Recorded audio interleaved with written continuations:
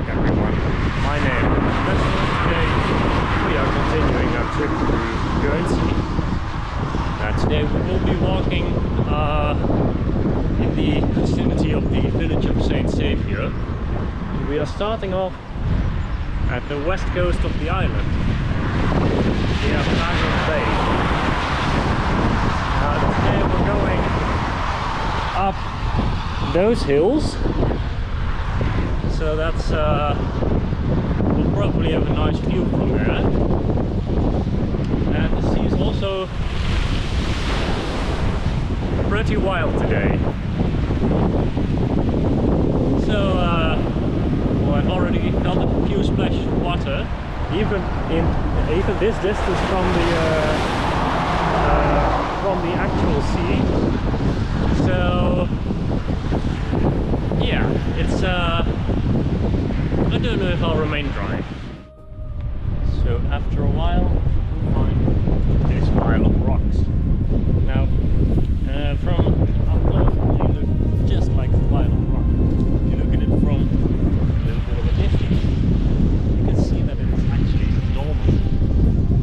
Now, dolmens are usually ancient grave mounds, and this one especially is very well known in Guernsey because during the 17th century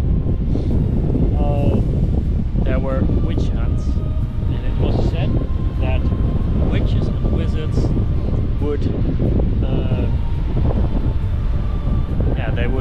come together at this dolmen at night, potentially to do gruesome things.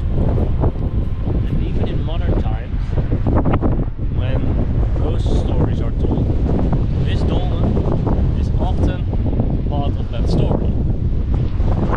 Here we can see the Atlantic Ocean, and a little bit over there you can see Yeehoo Island, which I hope to visit, but if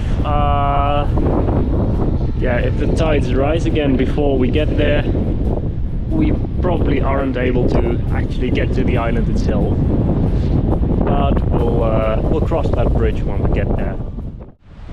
From the dolmen to Yeehoo Island, it's only a very short walk, but about half a kilometer of this walk is closed off by the sea.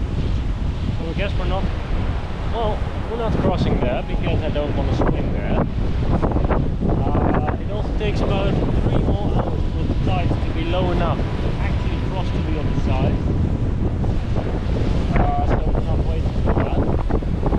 So I guess I'll have to tell you a few things about the island from a distance. Now the island is not very big, it's only about 15 hectares. And it's a very important bird nesting site. Partly because of the fact that it has quite a lot of different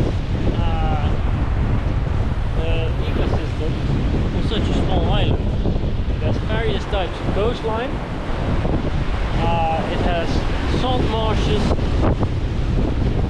and reedlands, coastal grasslands, and a few ruins where the more rock-oriented birds can lay their eggs.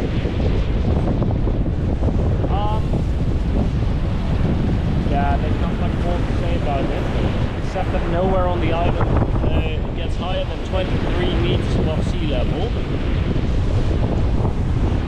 So, yeah, I think it's time to continue then.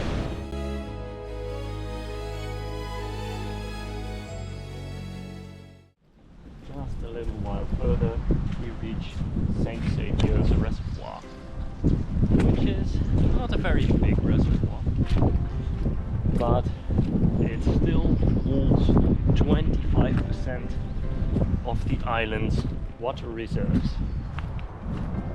I presume that means it's fresh water. Also important to know is that the lake, even though it is artificial, plays a very big role in the ecosystem, with a lot of birds, a lot of plants and trees living around the lake.